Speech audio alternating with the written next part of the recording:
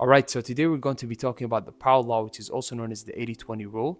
And this law has a lot of implications and applications towards individual people's lives, like ours, for example, and also has a lot of implications towards bigger institutions like different institutions of governments, and also more broadly, the institution of democracy. And so I think it's interesting to think about the different applications of that law, as broad as they are, to see how it could actually change the way we perceive the micro and also the macro.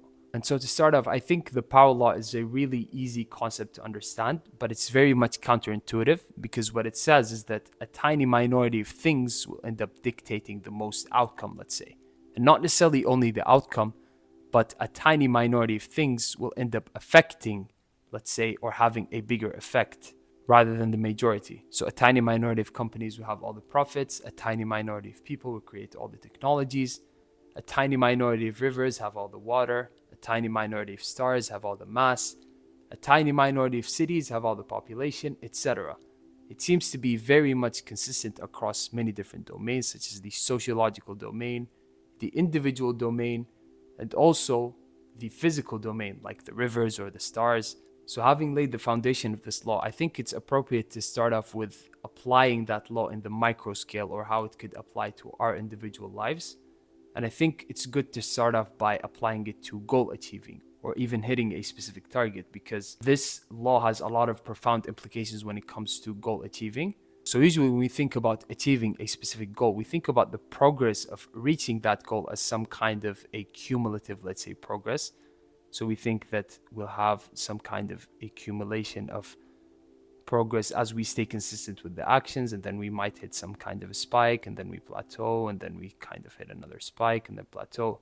So we have this assumption that things will go this way when it comes to achieving our goals. And as soon as we don't see that progress in the beginning, we kind of get frustrated or whatever the case might be. But what the power law is telling us is that sometimes you might be working towards a specific goal, let's say, and you might go this way with very little progress across time or for a specific period of time. And then out of nowhere, you might have a very small event in that consistency of actions that might give you a very huge spike that will compensate for all the work you've done in the beginning, let's say. So it's a very anti-disappointing or anti-frustrating sort of law that is telling us that even if you don't sometimes see that much progress in the beginnings or for a set period of time, you might actually need to push even more to have a minority of events that kind of increase the chance of success of all the work you've done in the past. Now, obviously, there is a caveat to this where sometimes not seeing progress towards achieving a specific goal might be an indication towards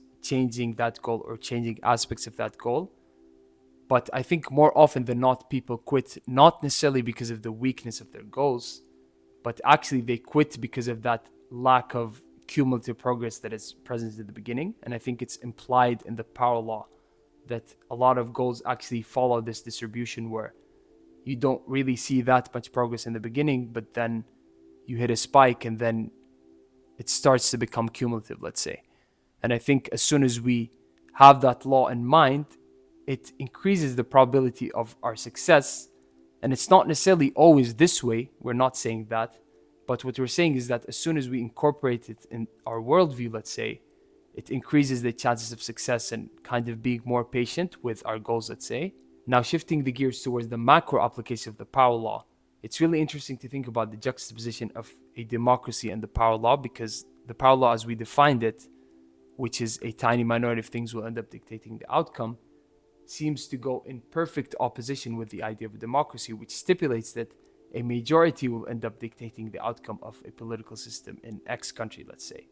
And it seems like that opposition might actually make us question the possibility of a democracy in and of itself, because if the power law is playing out in the economic system and playing out in many different systems, but then the political system is coming along and saying that, listen, we will make the majority dictate the outcomes, it doesn't seem like it's possible, because you have all those different domains kind of counteracting this idea of the majority dictating the outcome. Now, the way this actually practically manifests itself is that we see sometimes a tiny minority of companies that have the majority of profits in the economic system, let's say, could end up having an effect on decision making even more so than the people that elected the leader, let's say.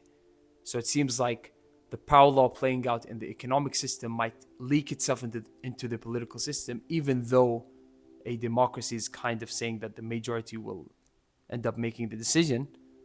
But other domains like the economic system might actually be counteracting that idea of a democracy, let's say, through the route of companies having the majority of profits or whatever the case might be.